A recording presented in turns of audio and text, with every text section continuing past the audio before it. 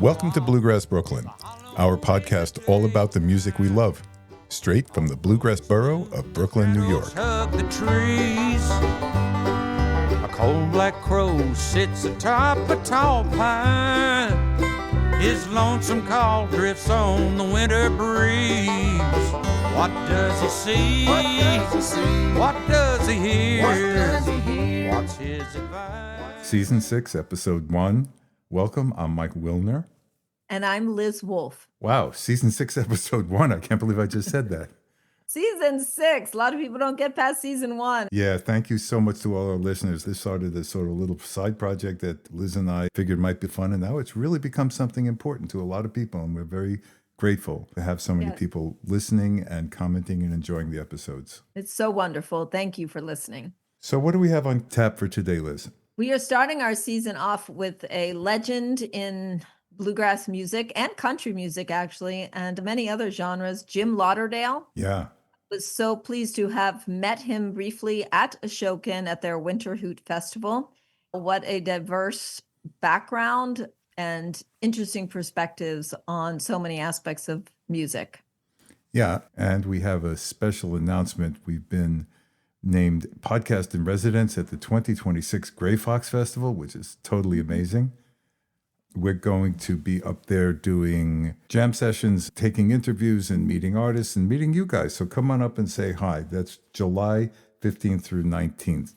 Really going to be a great time, right, Liz? It sure is. I'm already getting my campsite people ready together and everybody's excited about it. It's just a great honor to be included as the podcast in residence at this amazing festival. Yeah, really is. And don't forget to like, follow, and subscribe us on the Bluegrass Brooklyn podcast. Brooklyn is spelled BKLYN, and we'd love to hear from you. You can certainly reach out to Mike at bluegrassbrooklyn.com, or you can come have some fun at some bluegrass jams. Go to bluegrassjamsnearme.com. You can reach me that way. Okay, anything else, Liz? That's it. Let's get to the interview. Absolutely. Let's roll. Oh, the birds know.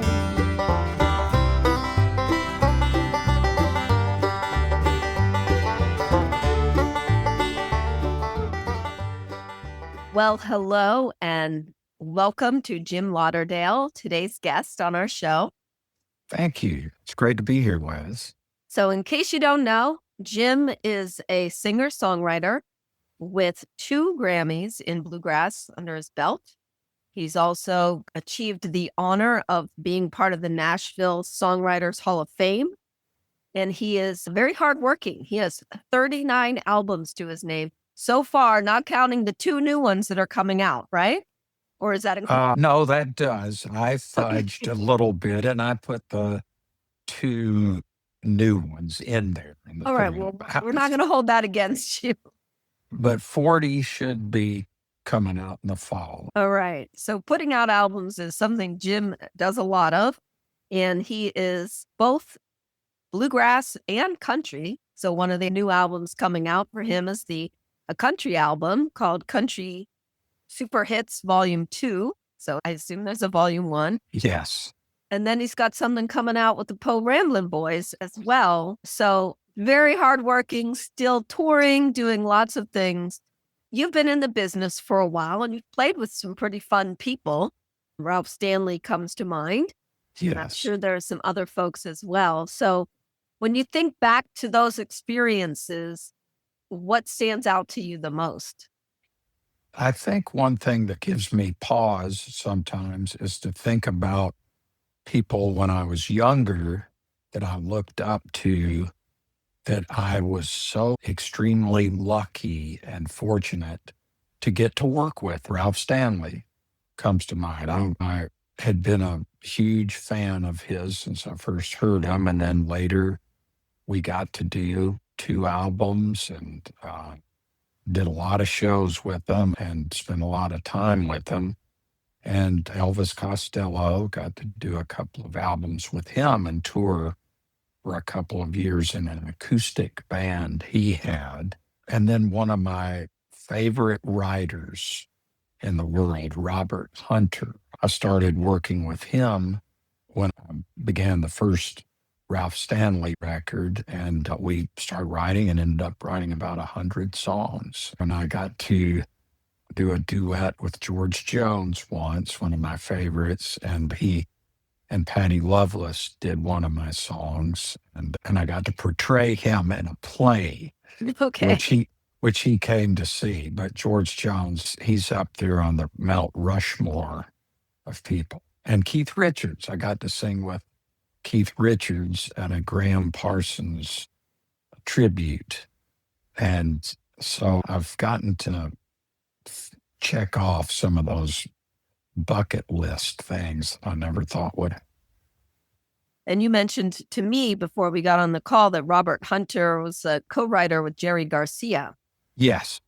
Robert played bass and Jerry was playing banjo in some early bluegrass bands that Jerry was involved in. And this was before the Grateful Dead, around 1962, 63. And then Robert decided to focus more on writing. So he didn't pursue, like Jerry was and David Nelson, the kind of performance part at that time.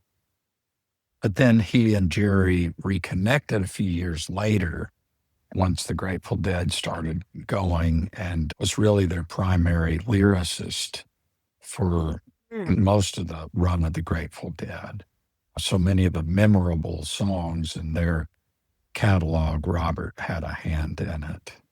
He was a very interesting, really interesting guy, so intelligent and such a vast knowledge of music. I was always a little bit tongue-tied around him and just in awe of being near him, but he was very down to earth and a great guy. And it took several years till towards the end that I started relaxing more around him and would just have more visits instead of songwriting sessions, which were pretty intense for us. And so, yeah, that was a real special friendship for me. So tell me about that songwriting process. When you say, you knocked out a few songs, you can labor forever on doing that. Well, with Robert, for me, when I write by myself, it can take days, months, weeks, years, sometimes before a particular song gets finished. And when I co-write with other people, it's usually getting together with them. Not many lyricists give me their lyrics, but that has happened from time to time. But usually it's when I get together with a co-writer, I'll chat with them for a little while, and something in a conversation usually then stands out to me, some phrase they've used. I'm just talking about their day-to-day recent experiences or their personal history. And they'll say something and I'll freeze for a second and it'll sink in. And I'll say, hey, what you just said, blah, blah, blah, that is a great title, or that's a great concept or a great line. And then we go from there.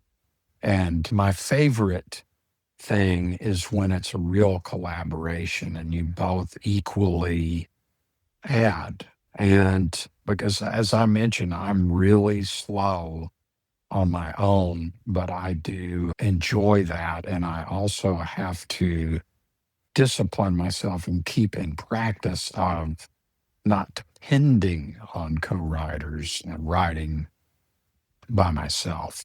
I'm sure that you've been confronted with the whole concept of AI and the fact that it's writing, I'm putting up air quotes, songs. So what are your thoughts about that?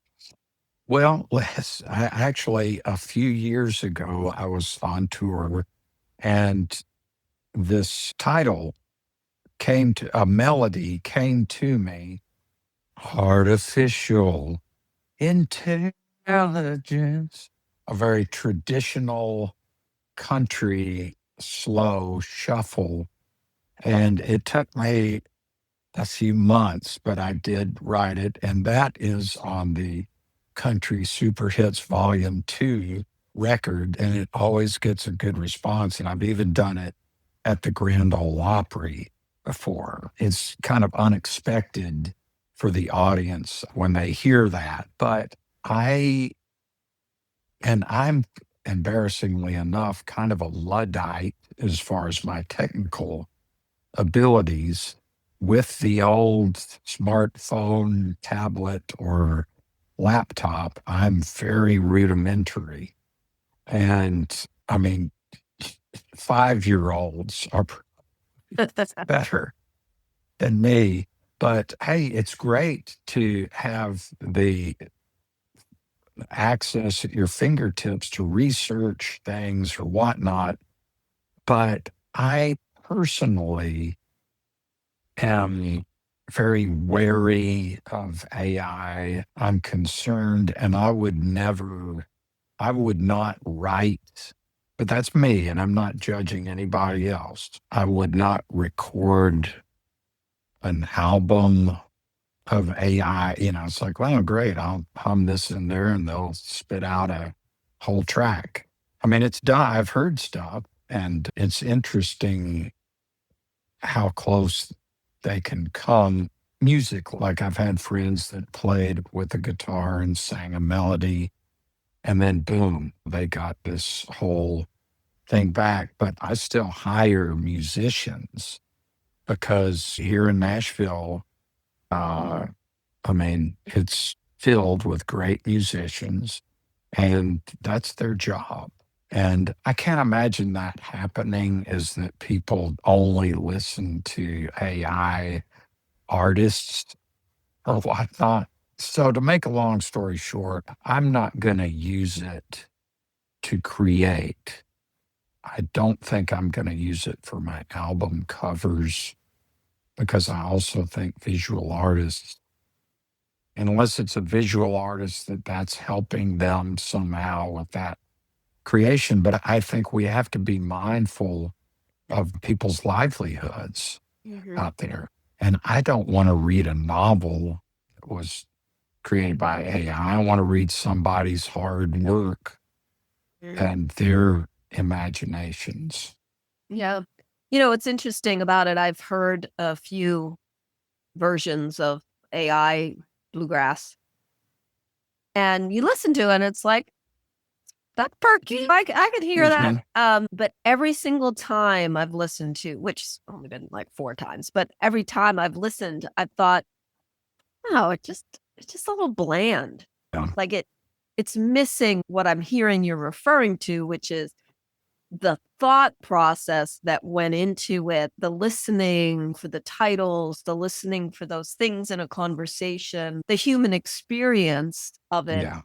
Even though you could listen to it in the background if you're just cleaning your kitchen and not realizing it. But if you really listen to the words, it's kind of a bland thing. I just think that's what I get.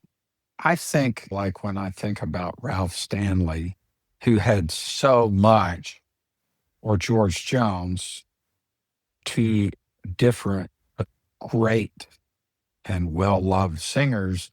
If you're listening to an AI vocal, and I haven't listened to very much many AI creations, but I can imagine it conveying the feeling that those 2 vocalists had. Right.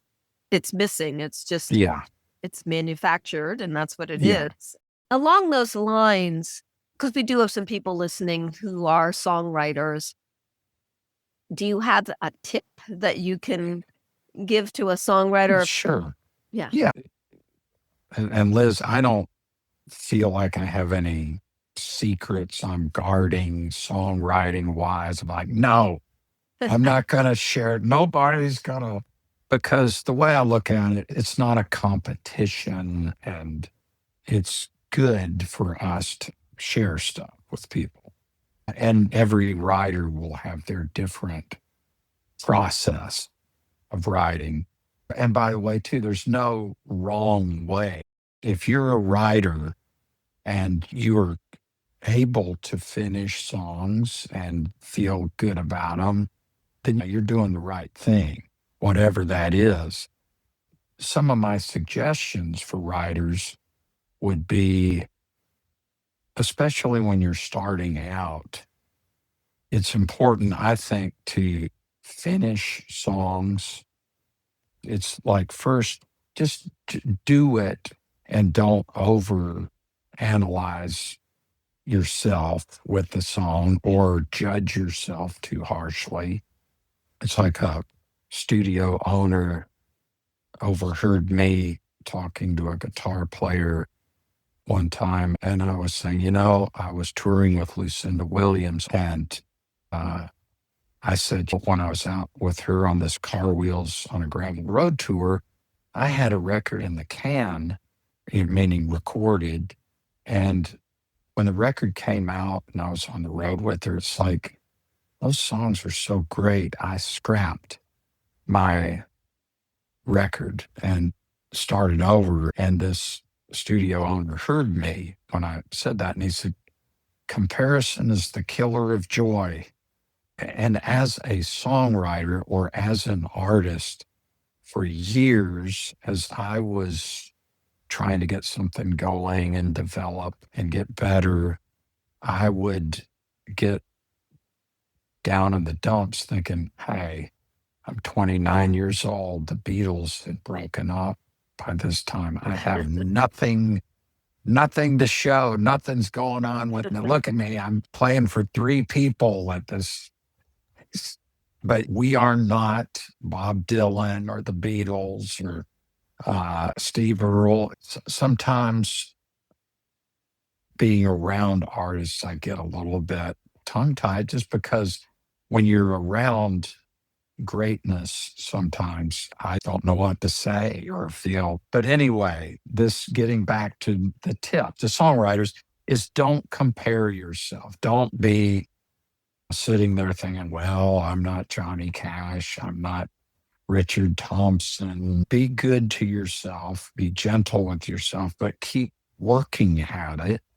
Don't drive yourself crazy. Still make time for life and observe the world, observe other people, learn to listen. And then during this writing process through your career and life, which by the way, it's also relative, air quote, success. You are a success, actually, if you are playing a song for a loved one or for a few of your friends or family or at a coffee house where there's 5 or 10 people. You're a success. That is success. And believe me, there are people playing in front of thousands of adoring fans that aren't happy sometimes. Yeah. It's all relative, and it doesn't matter. As corny as it sounds or cliche, it doesn't matter really if it is 3 people or 3,000. You've created something, or else you're able to sing or pick, and you are expressing yourself and you're sharing your work with somebody. And to sum that up, once you've got stuff under your belt and you're moving along, building your catalog of songs, you're adding to the number of songs you have, then start looking at things of like, how can I make this different? What can I say that's different? Maybe it hasn't been said that way before. And melodically, what can I do that maybe hasn't been heard before? So challenge yourself in those ways also. What I find interesting about what you're saying is, I'm sure there are people in the world that would get tongue-tied around you as a songwriter. They shouldn't. Meaning, well, I'm no Jim Lauderdale in the Nashville Songwriters Hall of Fame, 2-time Grammy winner. So you're right. These are the ways that comparison does rob us of some sense of accomplishment, because here you are thinking, well, geez, the Beatles were already out of it by the time they were 29, and you're still working on it. Well, now, Liz, also, too, you were saying about people maybe getting tongue-tied around me. I don't know if that ever happens, but just like everybody else, Liz, when I get up in the morning, I put on my rhinestone pants, one leg at a time. Same as Oh, everybody. I'm joking about that. So the rhinestone pants, one leg at a time. So how did you come to be playing with Ralph Stanley? I had seen him several times. I started out when I was a teenager playing banjo, and that was my goal at that time, was to be a great banjo player and sing. And as time went on, I realized, though, I was not going to be an Earl Scruggs, Ralph Stanley, Don Stover, Bill Keith, or Bela Fleck. I realized I've gone as far as I can. I'm okay, but not good enough. And I had started writing songs. And so I started playing rhythm guitar. But Ralph, I'd seen several times and listened to his records of Ralph Stanley and the Clinch Mountain Boys and the Stanley Brothers. And I was doing a TV show in Nashville called Ricky Skaggs Live at Ryman. And Ralph was one of the guests. I was so beside myself that I was going to get to be on something with him. And at the end of the show, I told him that I had just gotten a deal with RCA Records, a country deal, but that I would like to write something for him and his band to close the record with. I was going to make a very traditional country album, but then close with him as a show of respect and of my roots and everything. So he agreed. And then it kind of went from there. And then I went for the first time to a festival that I've been going to every year since, called Merle Fest in North Carolina, named after Doc Watson's son, Merle Watson. And after I did this recording with Ralph, I would go and sit in with him a lot any chance he was playing, and start doing some shows with him.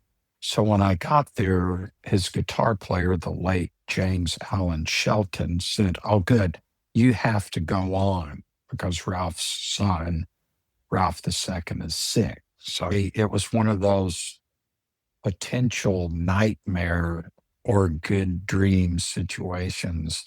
But it went fine, the two shows that day. And then I asked him after that, "Hey, would you be interested in us doing a record together with you and the Clinch Mountain Boys?" So he agreed, and we did it, and we got nominated for a Grammy. And then Ralph said about a year or so later, "Hey, don't you think we should do another one?" So we did, and that did get a Grammy.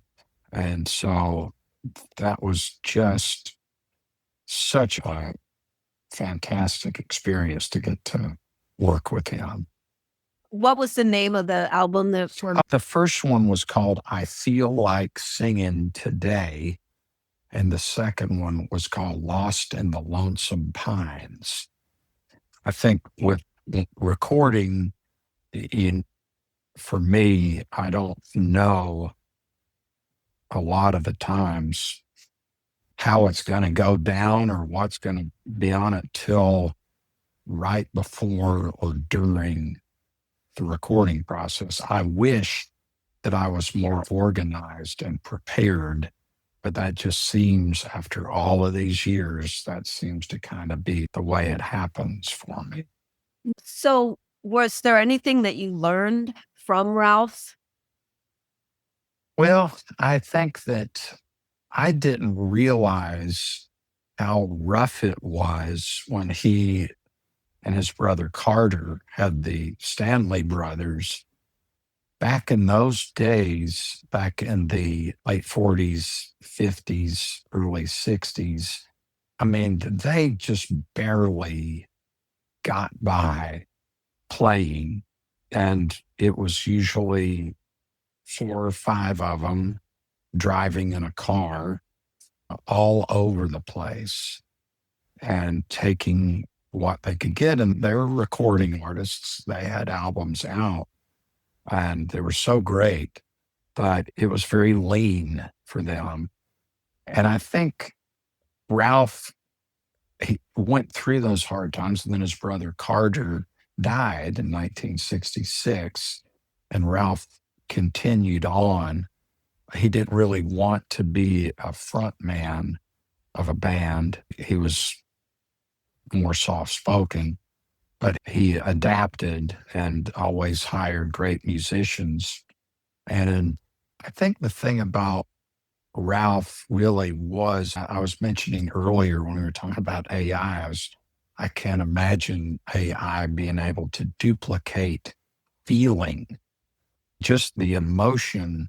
Ralph's voice, the great musician Tim O'Brien said about Ralph's voice, he said Ralph's voice sounded ancient when he was in his 20s, and there's something about his voice that even thinking about it and hearing it in my head right now, I mean, it almost brings me to tears. Certain songs Ralph would do that just really grab you by the heart. And so I think he went through so many difficult times, but persevered, and he performed, I'd say, for about a year before he passed away in his 80s. And he still had a great voice. And so what I learned from him was really a lot of kind of osmosis and just being near him and hearing some of his stories. And especially when I hired his guitar player from the Stanley Brothers, George Shuffler, he came up with this guitar picking style called cross picking. And he and Ralph remained friends through all these years. And we were going to be doing a California tour. And Ralph's bass player was ill. So I hired George Shuffler to come out and play bass. And then George would also come to Ralph's festival that Ralph's son still has every May, Memorial Day weekend in Coburn, Virginia. And seeing Ralph and George Shuffler together and hearing them tell stories and seeing the camaraderie they had and the love they had for each other was always very moving. You've had your own lifetime of transitions, playing so many different styles. I got to see you singing at the Ashokan Center. What a great festival that was. I loved that. Winter Hoot. And you were one of the reasons I said, yes, I'm going. I want to see Jim Lauderdale. So it was great to be able to listen to you live. And what always struck me is whether you're playing solo or in a band or on an album or with Lucinda Williams or Ralph Stanley, you really have your own characterization of your music and what you bring to it. Well, thanks. Yes, and I enjoyed that winter get together, that festival, because it was great. And I'll tell you, the next day they had this get together of just everybody got in the room where the shows were and just went around the room, and each person would do a song to sing along, to try to get people to sing along. And I did a tune I heard on a Ralph Stanley and the Clinch Mountain Boys album. It was a gospel album called Cry from the Cross. And I wholly recommend that to your listeners. And so we did this a cappella song called Bright Morning Star. And I just got overwhelmed with emotion for some reasons. Just hearing the voices, music can really do that to me. And I was crying so much at times I could barely just get through. But the Guthrie, Sarah Lee Guthrie was there, and her daughter and niece were singing, and of course Mike and Ruthie, and it was really, really great to hear all these other people singing, and most of these folks sitting in there weren't performing there, but they brought their instruments and got to sing, and it was just a wonderful example of community and music and what it can do for people. Well, shout out to Ashokan. We have had a few segments where we've either mentioned them or done a recap from something there. We've certainly had a lot of highlights of beautiful times that we have had at Ashokan, and the Winter Hoot is just one of them, and it's just great that you could be there. So sounds like you've got some exciting travel coming up. Tell us a little bit about what's coming up for you. Yes. Well, in May, depending on when this airs, either we'll have already done it or about to go to the UK and the Netherlands with Emmylou Harris and opening up her shows. She's doing kind of a farewell tour of Europe.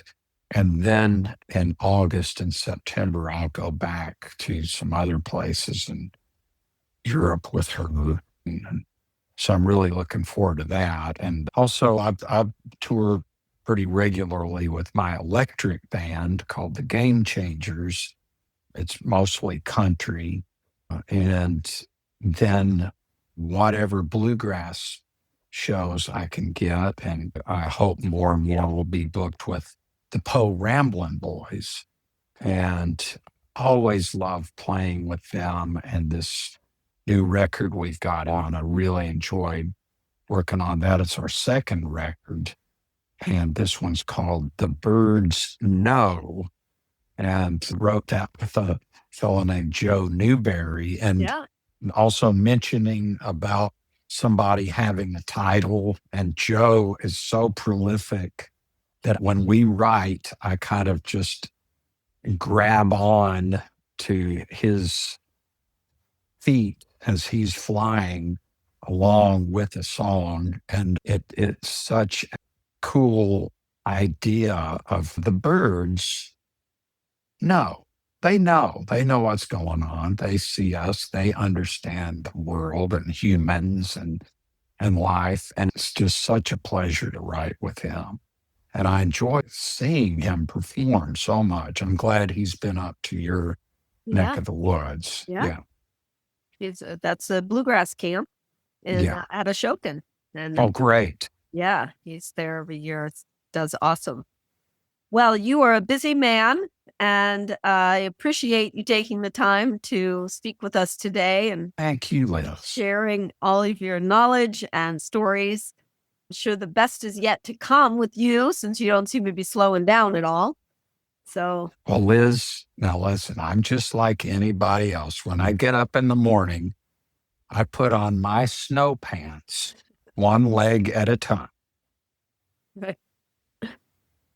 Thank you so much for having me. Yeah, well, thank you. And we'll hope to see you around soon. Me too. Appreciate it.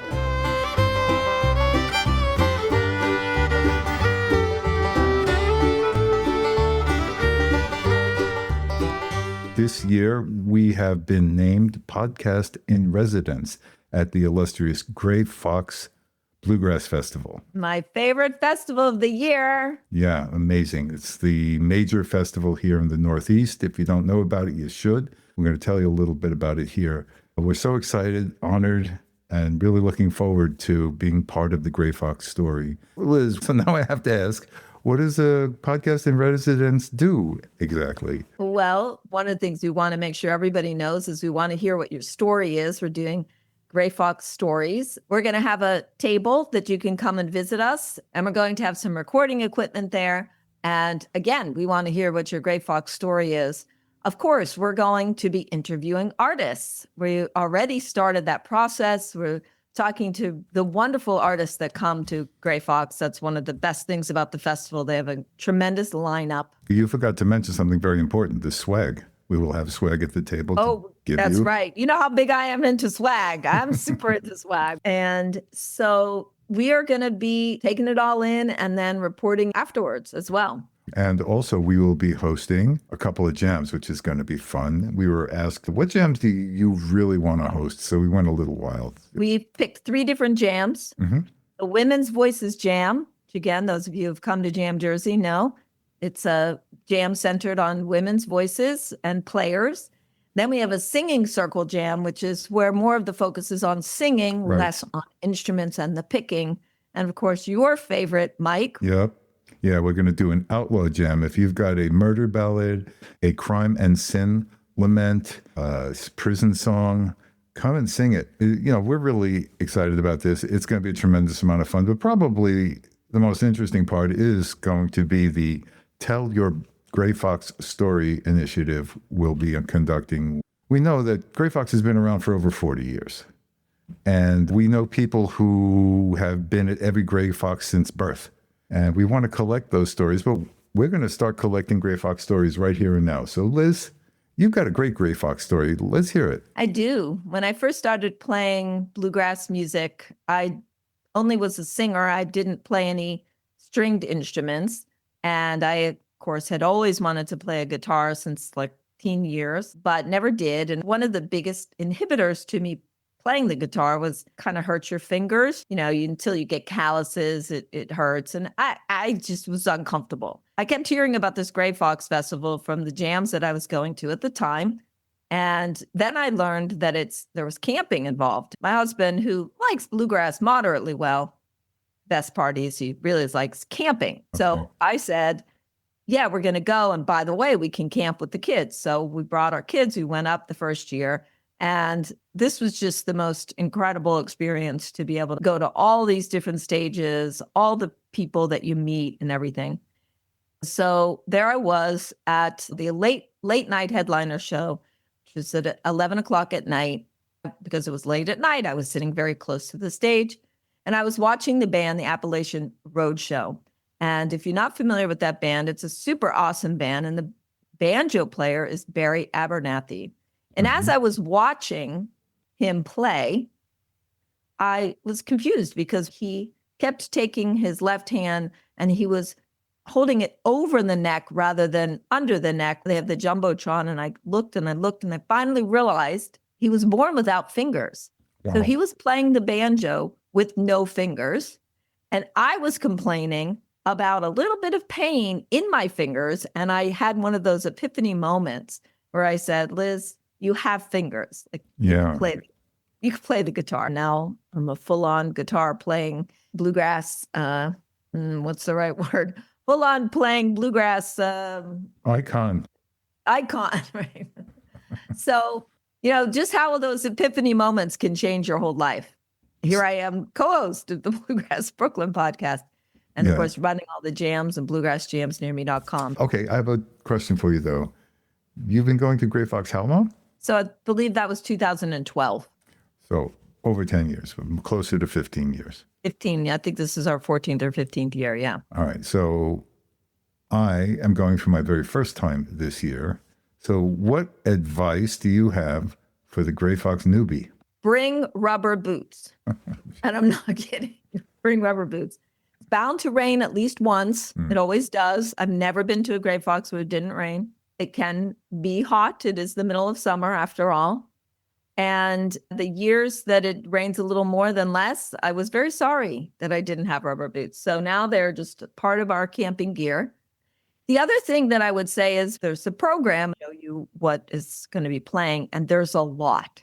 So you can have the case of FOMO because you're thinking, so-and-so is going to be playing down here, but I really wanted to see this.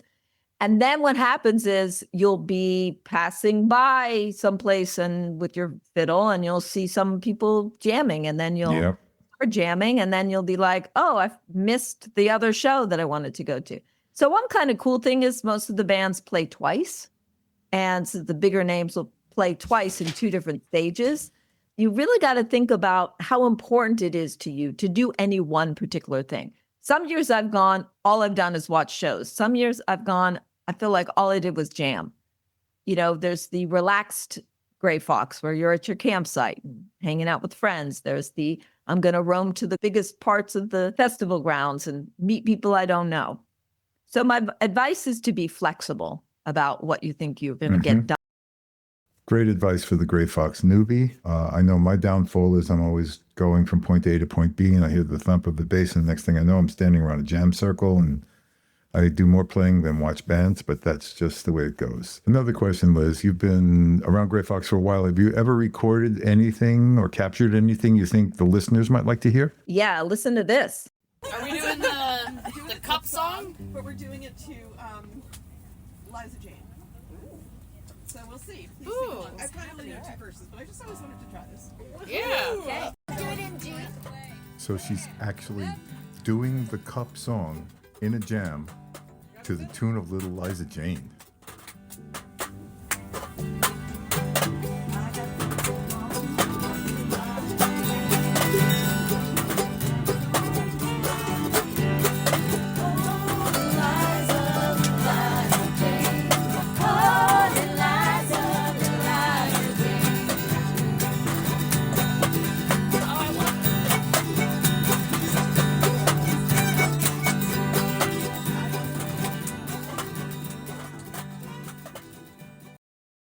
All right. So, Liz, why don't we fill in the listeners on the particulars of this year's Grey Fox? So this year, Grey Fox is from July 15th through the 19th. The festival itself, the music starts on Thursday, the 16th, but they allow campers to come in and begin to set up on Wednesday. And that's actually a very fun day because you're arriving and there's lots of jamming, and they do have an open mic and different things happening. Typically would be then the 3rd weekend of July. You can count on that. And it's held in Oak Hill, New York. Right. It's a couple hours out of the city. It's a beautiful farm. The Walsh Farm is where it's located. I'm thrilled to be there for the first time, and also for us to be the podcast in residence. Another very exciting thing. Before we go, what are you looking forward to most about this year, besides being podcast in residence? Reconnecting with the people that I see once a year, but I feel like are my good friends, and meeting new people and having new adventures. The late night jamming, of course, that's where you'll find me. Of course. And it's just an incredible immersion of beautiful people sharing a very good time. Okay, Liz, I'm really looking forward to getting up to Grey Fox. I'm looking forward to all of the artists we get to talk to and bring to our listeners before Grey Fox, to hear all those Grey Fox stories. And most of all, we look forward to seeing you all around the jam circle at The birds know.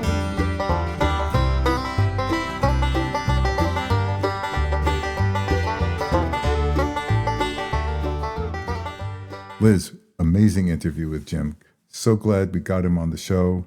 I was absolutely blown away about the number of people he's worked with, like everybody, and the diversity. I mean, Elvis Costello, it's incredible. I know, Lucinda Williams.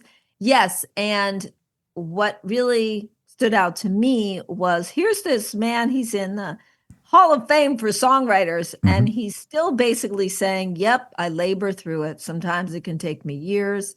As he said, every day he puts his pants, whatever style of pants they are, one leg at a time. And that was great, for anybody who's an aspiring songwriter or thinks like me, like, I don't know, can I even write songs? It's good to know that everyone is in the struggle, and it's worth the struggle. Yeah, that's very reassuring and reaffirming to hear. So please remember to follow us at Bluegrass Brooklyn, Brooklyn spelled BKLYN, Instagram, Facebook, TikTok. We also love to hear from you by email, mike@bluegrassbrooklyn.com. If you're looking for jams in Uptown Manhattan, Bronx, Riverdale, New Jersey, and increasingly across the world, check out bluegrassjamsnearme.com. Anything else, Liz? No, thank you so much for listening. And we look forward to seeing you around the The birds know. Is this all life has to throw?